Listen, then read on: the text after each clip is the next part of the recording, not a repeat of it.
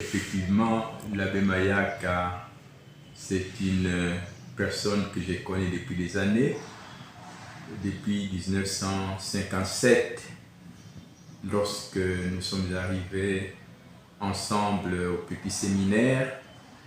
Nous étions à ce moment-là dans la même promotion que les abbés André Yengo, Edouard, et Placide Condé, l'abbé Mayaka et moi-même, et d'autres aussi qui pratiquement tous ont quitté.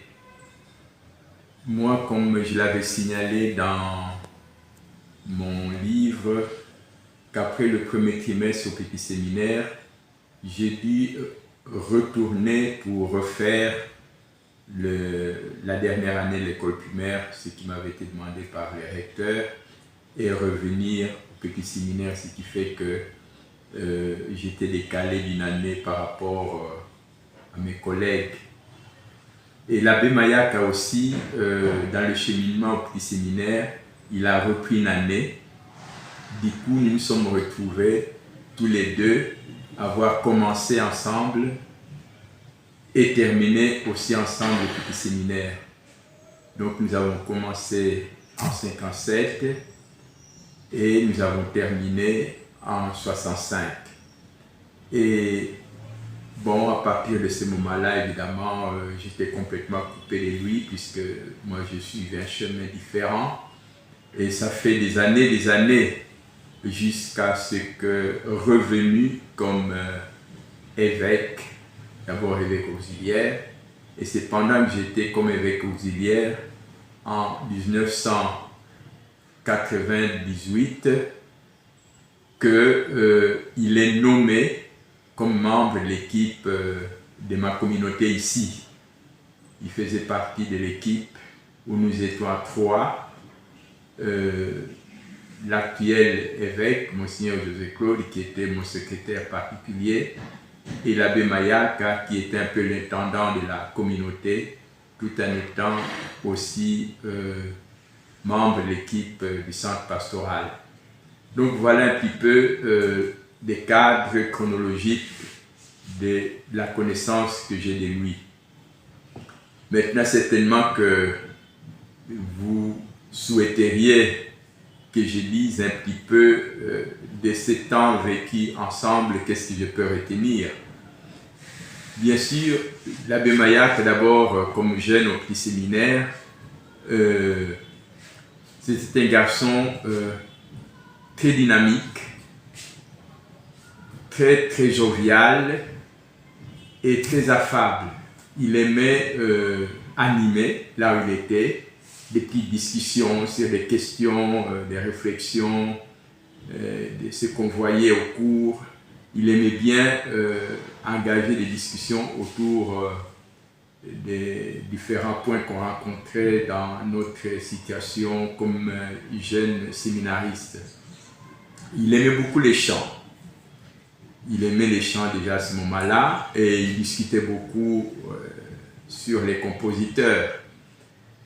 Et il était également déjà au petit séminaire très attaché à sa culture, la culture Yong. Nous venions un petit peu des régions très au nord, de Basundi, et donc on était très heureux d'entendre un peu quand lui, il parlait le Kiyombe, étant donné que lui venait de la région de Kangou, proche de la région de Tchela, qui était un petit peu proche de Kangou, où le Kiyombe ordinaire est parlé. Mais il exprimait déjà à ce moment-là vraiment son souci pour valoriser les traditions de chez nous, la culture de chez nous. Et ça, je l'ai évidemment davantage relevé, noté, et quand je suis arrivé comme évêque auxiliaire, il m'a beaucoup aidé dans mes premiers pas, dans les homélies surtout, parce que ayant fait longtemps à l'étranger, j'avais du mal à me retrouver par rapport à la manière de prêcher, à la manière de m'exprimer, même à Kiyombe et tout ça.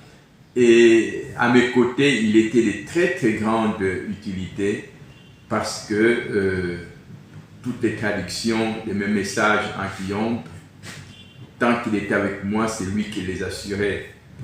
Et également les expressions. Alors un autre élément toujours dans ce sens, les thèmes pastoraux. Des thèmes pastoraux, il a beaucoup, au moment où il était encore membre du centre pastoral, il était chargé, lui, d'assurer ce que nous appelions à ce moment-là l'enracinement culturel de notre expression. Et donc, il faut reconnaître que l'expression de Makuk Matatu, il a été l'un des artisans.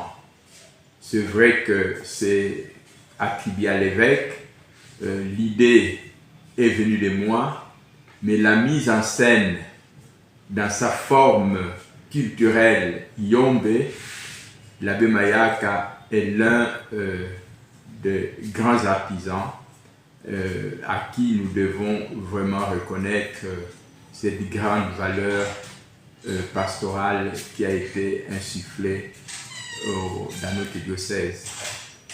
Alors, d'autres éléments que je peux retenir, c'est que progressant évidemment, devenant non seulement petit séminariste et prêtre, mais aussi un académique parce qu'il a fait une licence en littérature africaine et il a beaucoup travaillé dans le domaine de la langue Kiyombe surtout, la promotion de la langue Kiyombe, la promotion de la culture Yombe et du coup aussi la volonté de pouvoir mettre en évidence la nécessité de prendre conscience de notre identité culturelle pour être capable d'apporter quelque chose non seulement aux autres dans le Congo central, mais à toute notre République, la RDC,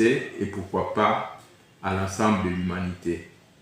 Voilà un peu ce que je peux dire de la part de l'abbé Mayaka, qui était vraiment un homme, pour moi, un frère